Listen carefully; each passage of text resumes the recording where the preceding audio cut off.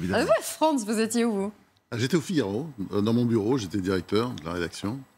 Et je me souviens très bien, j'écrivais un éditorial à tout hasard, parce qu'on n'était pas bien sûr qu'il tombe. Hein. C'était que, enfin, il y avait quelque chose de, enfin, on sait très bien comment ça s'est passé, c'est-à-dire que c'est vraiment la foule qui l'a emporté contre les dirigeants, parce qu'il y avait quand même un mystère. On attendait, on attendait, comment dire, une espèce de formulation de reconnaissance par les autorités, enfin, ce qui restait des autorités est-allemandes.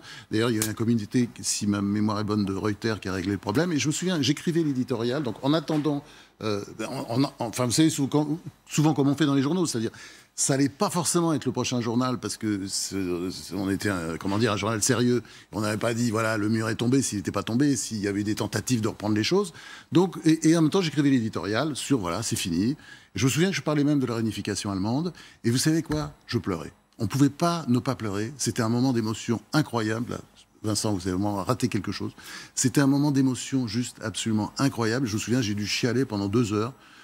Enfin, l'édito, je crois que j'ai pris moins de temps, mais après, faire le journal et tout. Et les copains pleuraient aussi. C'est-à-dire, on est tous là en pleurant parce que quand on connaissait l'Allemagne de l'Est, quand on avait visité le paradis soviétique, parce qu'aujourd'hui on nous explique que c'était formidable, le communisme, on avait tellement de peine pour eux. Quand on voit d'ailleurs aujourd'hui dans Paris Match, vous avez un reportage absolument incroyable, on voit comment les gens passaient de l'autre côté, tout ce qu'ils étaient capables de faire pour aller vivre en Occident. Donc on voyait toute cette souffrance, et puis là il y avait cette joie, il y avait ce bonheur, donc évidemment on pleurait de joie.